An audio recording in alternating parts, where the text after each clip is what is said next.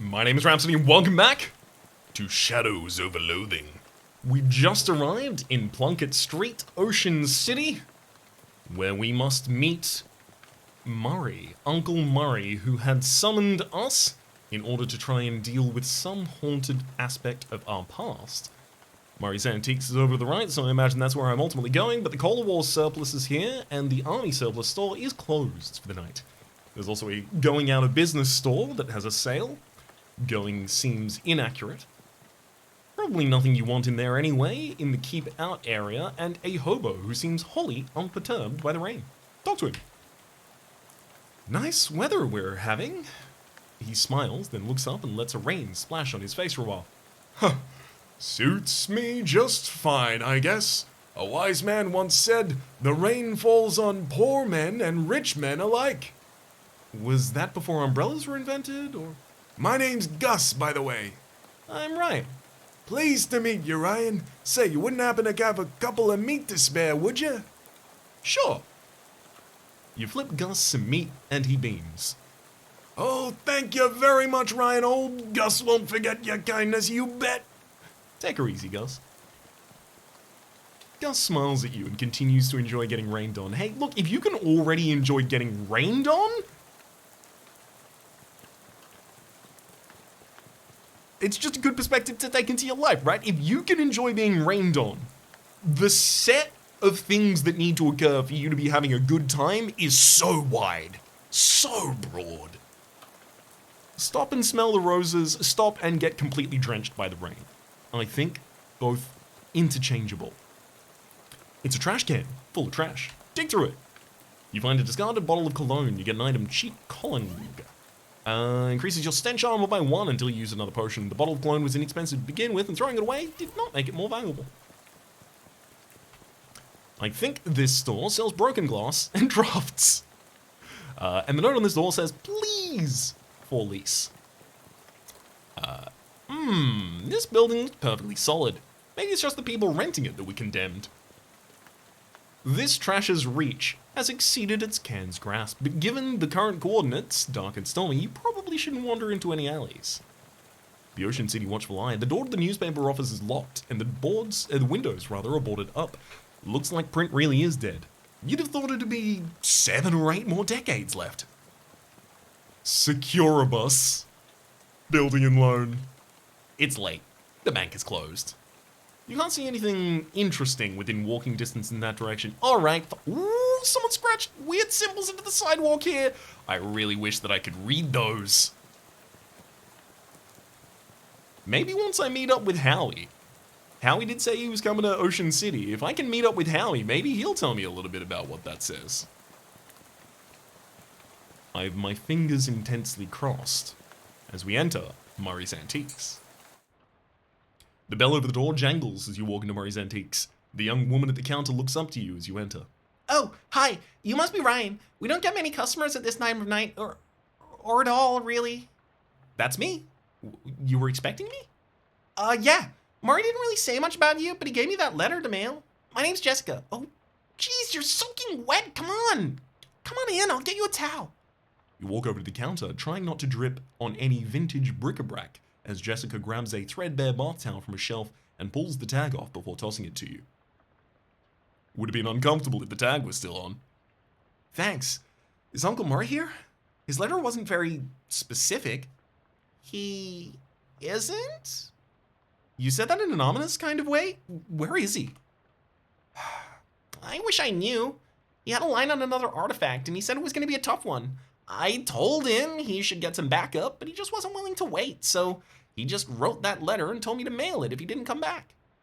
Is there something I'm missing here? This is an antique shop, right? You make trying to talk Great Aunt Ruthie into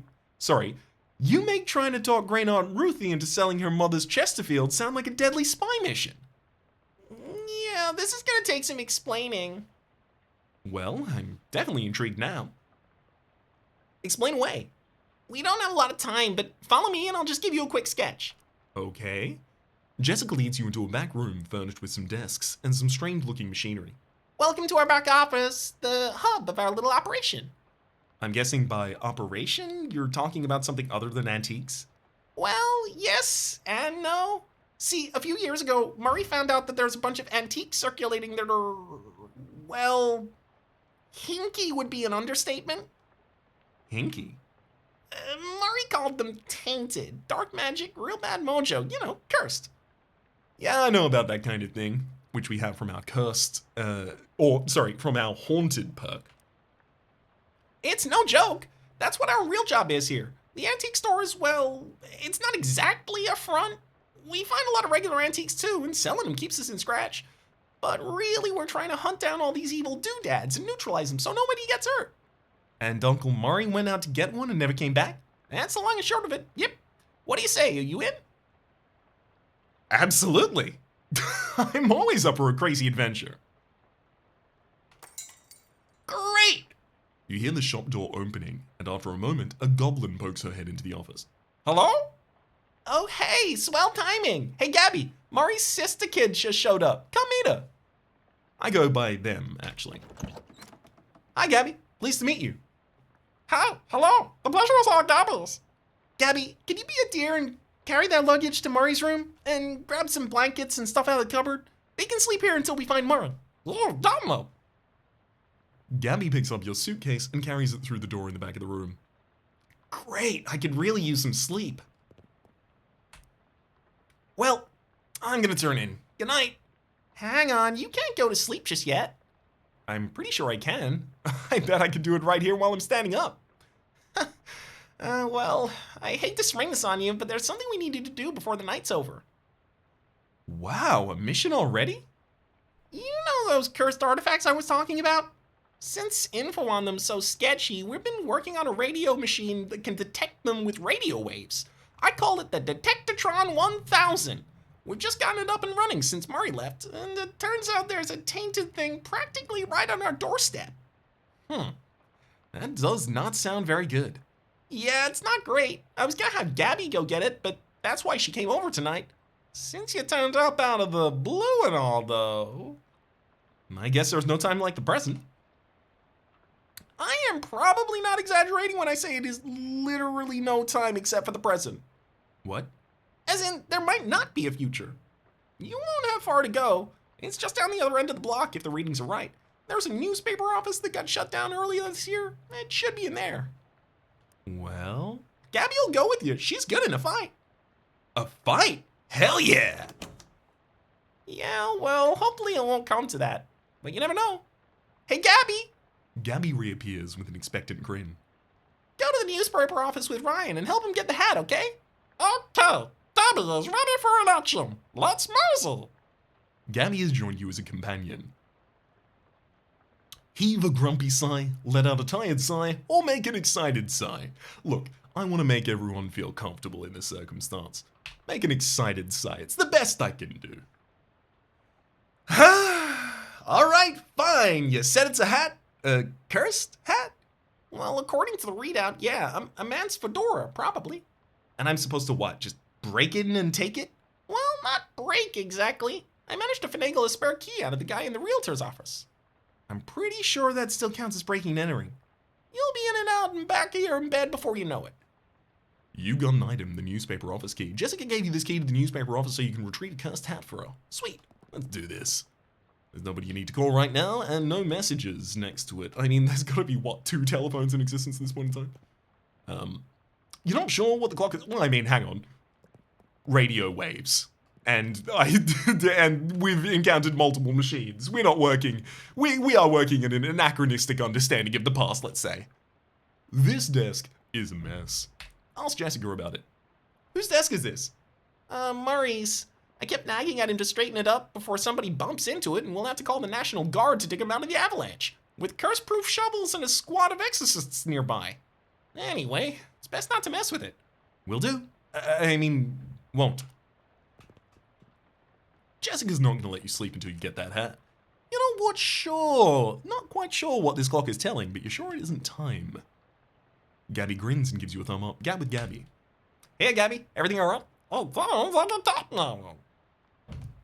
So, you're a flapper, right? Haha, yeah. Gabby flaps all the time. Gabby's parents flap too. And Granddaddy. but it's only been the style for 7 or 8. Oh, right! Goblins! You don't live very long, do you?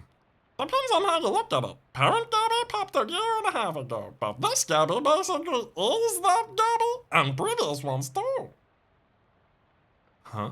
I don't care. Don't worry too hard for us to get it. Us goblins think human baby making is super crazy. Chew some more fat. Have you lived in Ocean City long, Gabby? Oh yeah, all of Gabby's life is here.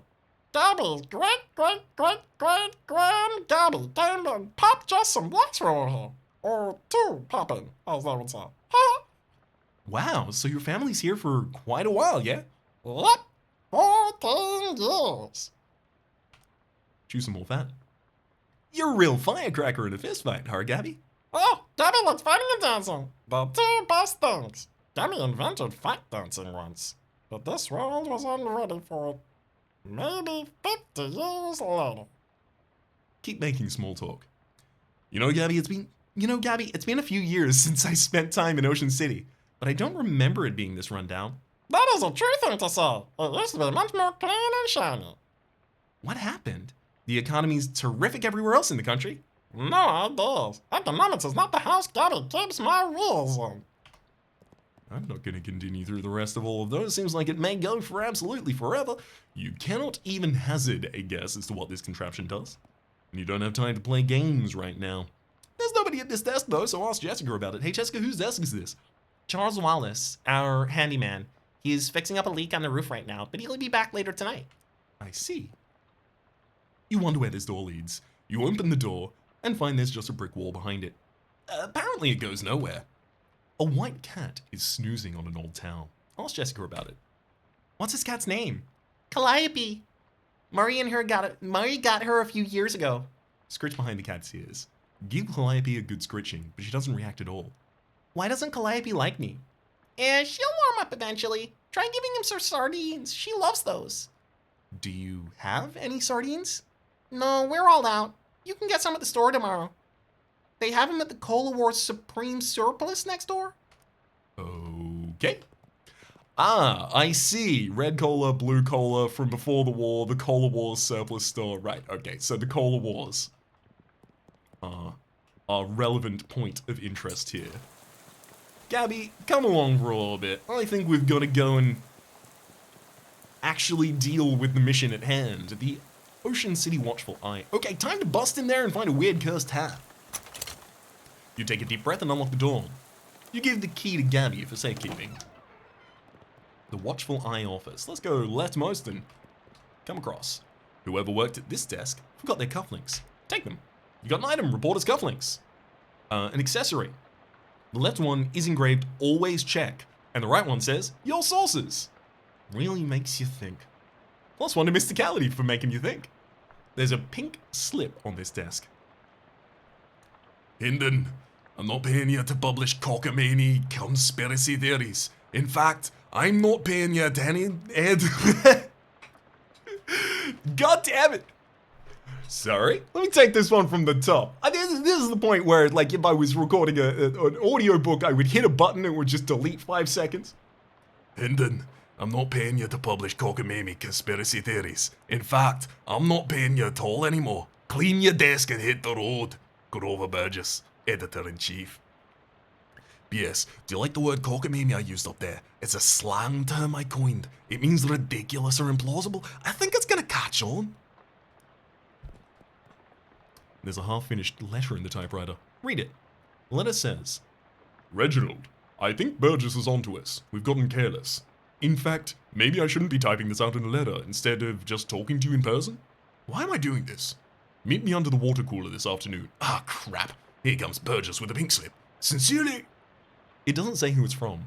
The writer must have gotten fired before they could type their name. Also, under the water cooler? What's that all about? I mean, nothing left to plan here. Oh, I don't even remember the name from the thing. I hope the name is not relevant. Pink slip on the desk? Oh no, yeah, it's Hinden. It's Hinden, right? Not playing you to publish the cockamamie conspiracy theory, so Hinden and Reginald. Oh hey, it's one of those new arcane press newsfeed things. High tech! Gaze into it. Severe storm causes trolley disaster. Presents 5 other trolley disasters. Keep watching. Babe Ruth gets haircut. Barber says, you'd have think he could have left a better tip. Charles Lindbergh cooks stew. Onlookers report it smells like it might be beef or maybe lamb. Parisian bards declare independence. Claim debauched tavern as a sovereign city-state. Prohibition agents confiscate 40 barrels of wine, 10 cheese wheels, and some nice fresh honeycomb also seized. Second edition of Principia Mathematica published. We still cannot understand a word of this, say local children. There's a half-finished document in the typewriter. Government corruption at an all-time high. The government has once again started flashing funding to the city services and social programs, citing waste, but without offering any supporting figures to explain where the funds are being relocated to. Additionally, anonymous sources report that... It cuts off abruptly, maybe as a result of a pink slip next to the typewriter. Read the slip. Curtis, if I've told you once, I've told you more than 100 times. Not enough people buy the paper anymore to keep the lights on in this joint.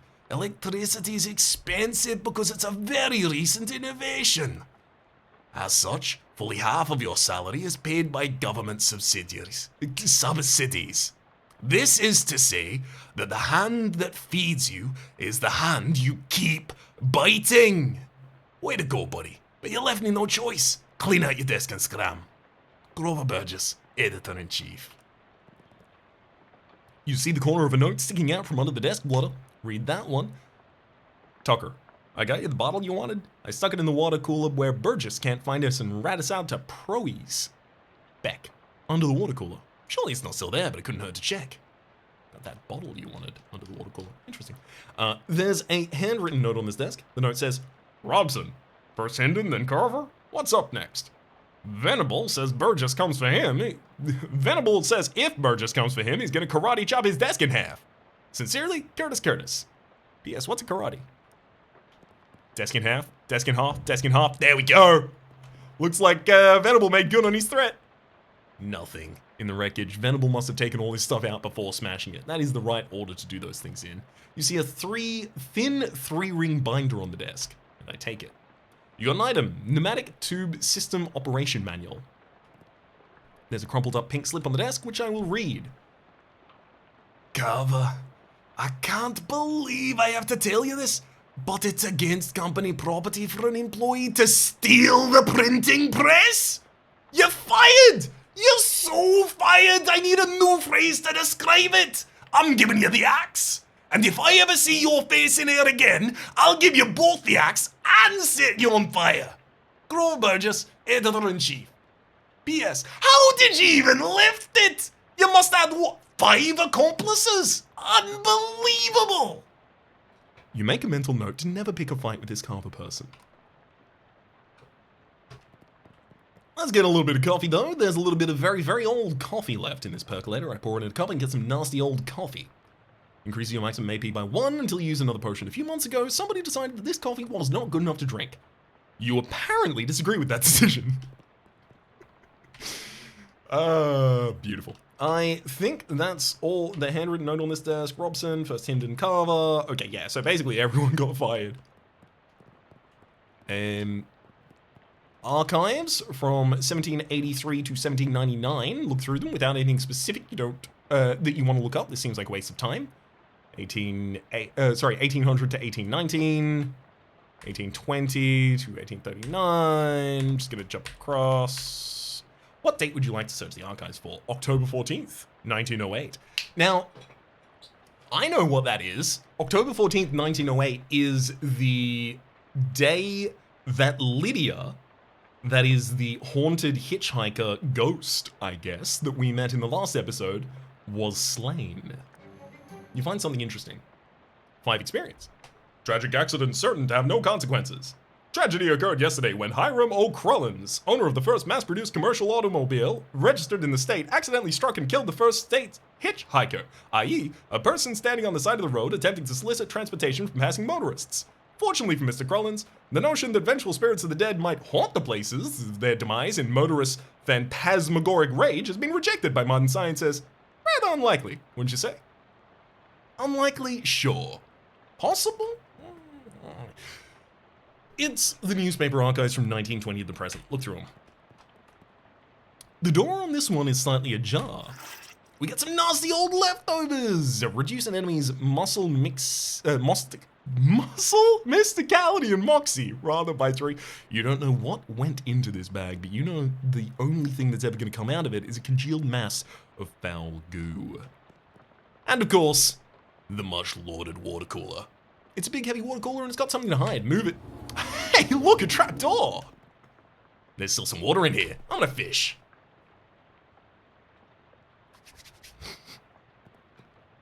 Hey! They should really provide cups for this. You got an item, a handful of clean water. Pure water, untainted by the container. Cure an ally who's on fire. We found a trapdoor to go through. And of course, we've gotten to a subterranean level, so of course there'll be fishmen. That's just how this works. It's a calendar from 11 years ago. Take a closer look.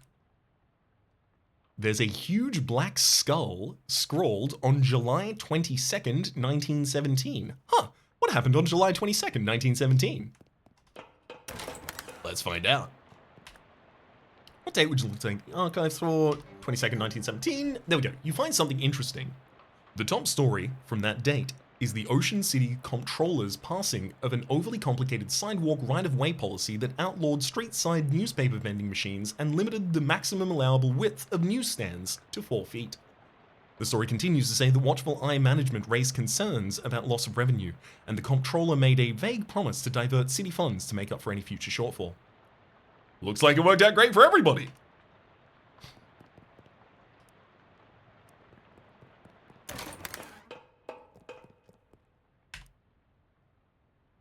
Explains the huge black skull crawled on that name. That is basically when this area died. It is a control panel meant for the pneumatic tube systems. Check it out. Oh, I have the manual. I have the manual for this. There we go. The control panel has a green button, a red button, a big lever, and a knob with a bunch of letters on it, and a series of colored lights that are all currently off. I'm going to consult the manual. Push the green power on button, pull the pump engage lever. Adjust the suction rate according to the pressure diagnostic indicators. If the red indicator is on, suction adjust dial A, blue is E, green is D, and to abort startup, press the red power off button. Got it. So red A, blue E, green D. Got it. A, E, D, red, blue, green. So, first off, I need to turn it on, and that is the green on button. There we go. And then I need to pull the lever. There we go. A yellow light is on the console. Excuse me? Excuse me? Green on. Pump engage. What? I'm going to consult the manual now. A yellow light. A yellow light is glowing on the console. I'm going to turn the knob from A to G. I mean, what if I push the green button? Yellow lights on the console, push the red button, machine shuts down. So it has to be green and then pull the lever. That gets us here. Now I can turn the knob, but I'm not going to know which. So it can't go to A, it can't go to E, it can't go to D. That's all I know, I guess. I'm going to push the red button to stop it and see if inspecting the book will give me any more information for this.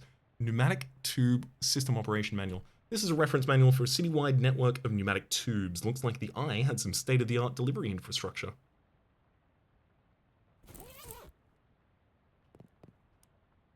I'm not sure there is, or at least that I have the amount of information required in order to solve this in the way that it requires. B.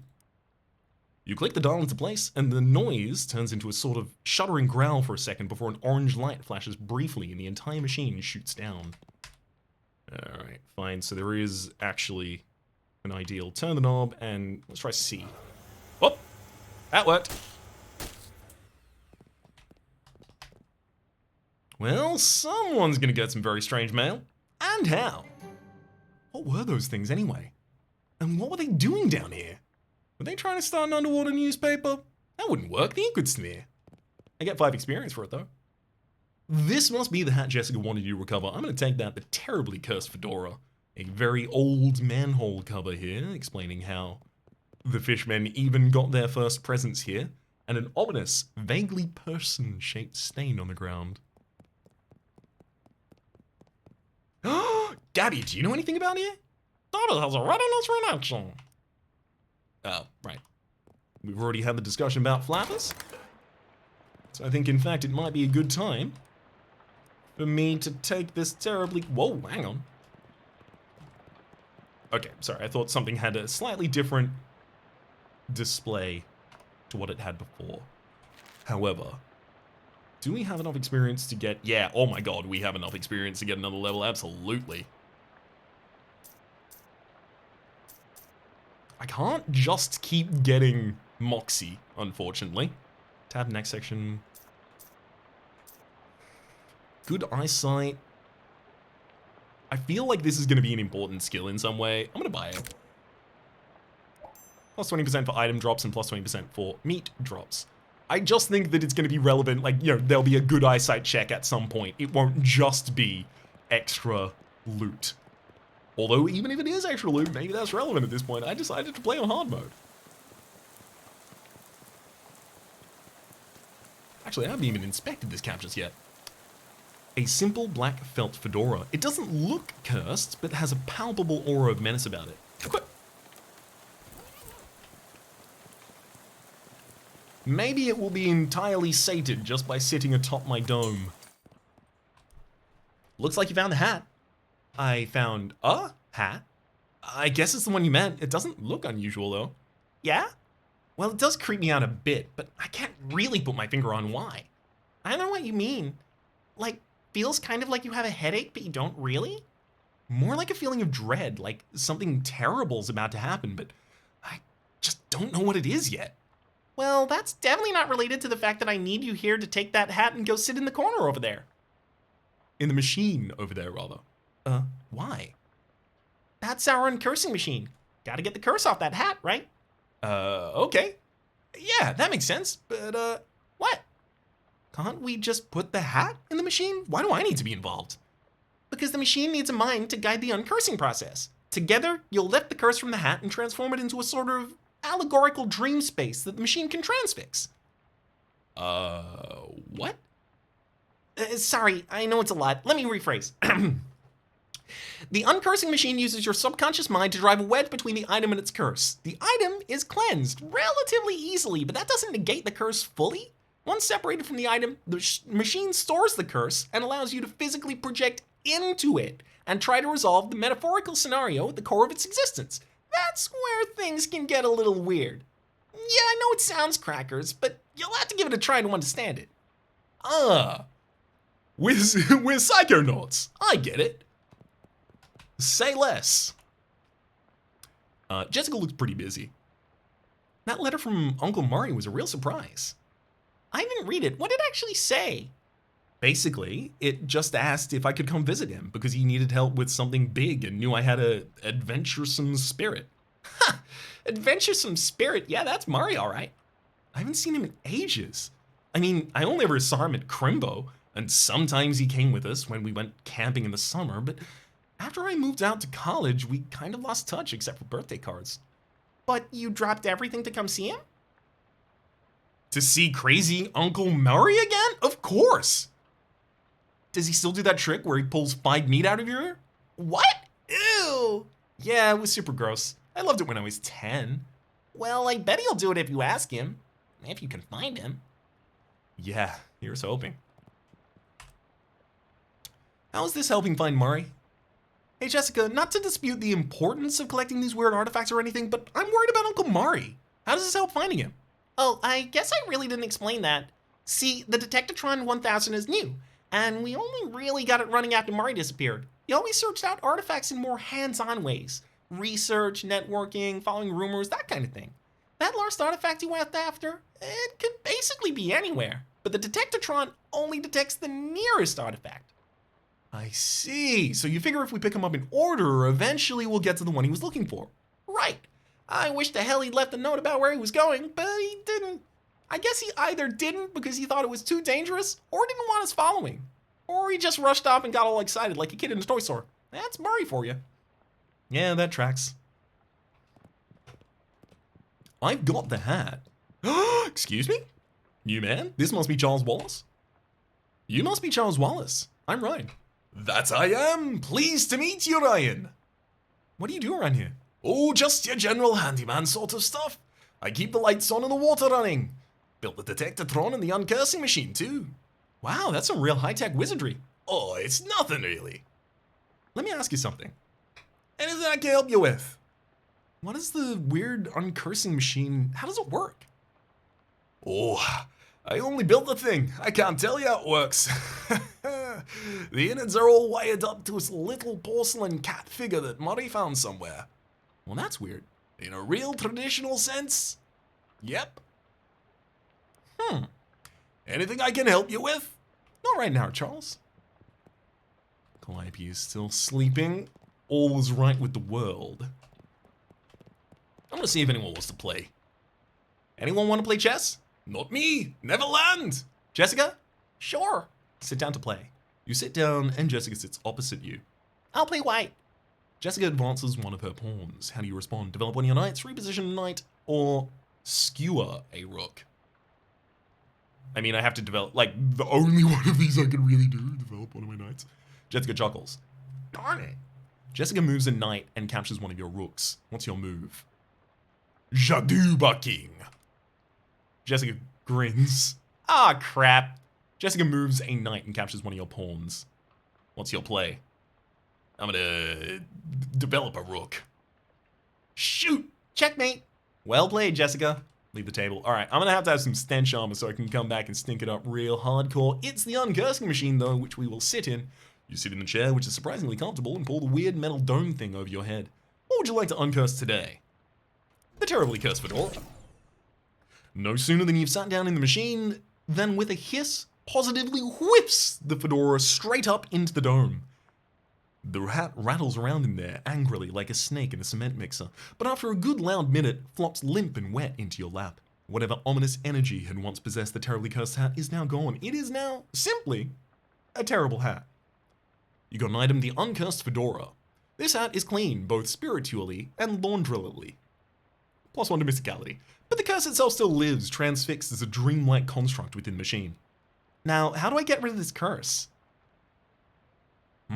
See, curses are like energy, Ryan. They can't be destroyed or created, only changed? Can't remember who said that. Isaac Newman? Newton? Newton Newman, yeah. That machine really knows how to take one curse from one object and put it on itself. But as far as how you change a curse, I don't know. That's some higher consciousness spiritualist stuff. Don't know much about that. I'm more of a Newton Newman kind of guy. The Fedora's curse bounces around in the innards of the machine, daring you to come project your consciousness inside of it. Sounds safe. I'll do that. Excuse me. A portal to another world. It is open, but the work is not yet done. The curse remains unresolved. Go home. I do not have the ability to pull up a screen for my character. The Federal Reserve? I heard thy death call, creature. Rest now. I will find in thy order.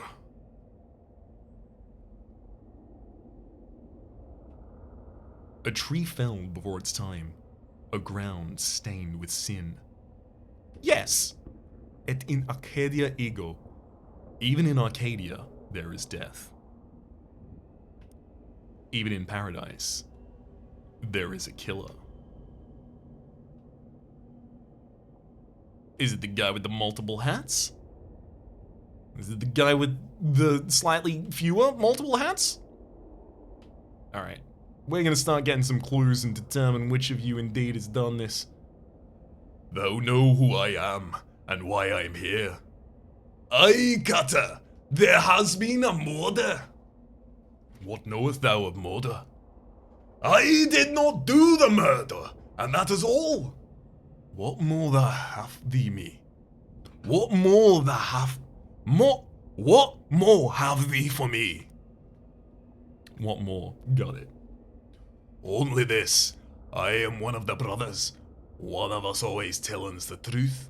One of us always lies. And the third of us does not specken at all, but honks. If I find in thee a liar, there is nothing I can do to save in thee. Aye, Cutter, thou art a servant of the wood. Blessed be her branches. Alright, you gonna honk? Big power in the wood today, Cutter. Aye, a tree has fallen in the forest, but as is made a sin. But not mere sinner, that I assure thee. Thou claim to be without sin? None of us is without sin, but mine do not run to murder. Then whose? Look for my brother. Thy brother Speckins of three brothers. Thy brother Speckins of three brothers. One who always lies, one who always tells the truth, and one who does not specken at all, but honks. What's specken thee of this? This is fairy talk. No thing has honkin' in this island, and since the mother duck laid the big egg. No honkin' since then. No, sire. I see, we may have encountered our liar then. Something is rotten in the wood, Cutter. Aye, a murder, with perversions at its source. Speak to me of these perversions. I have nothing to say, for I do not tarry with them. What do you telling me? I am troubled by the murder, but of it I know no thing. I warn thee, my forgiveness makes no room for liars. Thou will do what thou must, Cutter. I have no doubt. Thy brother Specken of three brothers. I do not be honkin', sire, I swearin' upon it. Thou hast never honkin'? Never, 'tis a sin in mine eyes. Long may thee grow. I know no thing of murder, I do not honk. 'Tis a sin. I see. Okay, let's return to you. Speak to the second tree. This is fairy talk. No honk has been done since the mother duck laid the big egg. No sire. Speak. Thou lie about honkin'? What say? Thy brother's honkin' not? Thou wouldst lie to the cutter of the wood. Thou wouldst do murder in the wood. Aye, thou hast the right of it. I sought only to distract thee while I making my escape. Good thee by, Cutter. Do not run from me, tree. Thou do not run? Nay, I groan. In 100 years I have grown so tall and strong thine axe will never fall on me. But I will not wait 100 years. Die, murderer. But this is not fair. Murray's Antique Store we return to. Big rot in the wood today, Cutter, and wait, what? No, that's not you. You don't talk like that. Dark thoughts of trees, axes, and bloody sap cling to your skin. You shake them off like dreadful cobwebs. And gain 5 experience. You're not sure what just happened, but as you turn over the formerly terribly cursed Fedora in your hands, you feel confident that the curse has plagued that starchy little felt, but is now gone for good. You put the hat back on, it neatly sparkles now. Upgrade! +1 to Mysticality and +5 to maximum HP. It is now clean both spiritually and laundrily. Now all you've got to do is reckon with whether you're the kind of person who goes around wearing a fedora. It'll do. Of course, Charles with the beret immediately tells us nice hat. For the moment, this seems a good position for me to say that my name is Rhapsody, the name of the game has been Shadows over Loathing. Playlist is on the top left, YouTube recommendation is down below, stream past the names of the people who are generously supporting the Republic on patreon.com/RhapsodyPlays, at or above the thank tier, and a special thanks this episode to Jazzy. Hopefully you've been enjoying yourselves, and hopefully we'll see you all next time.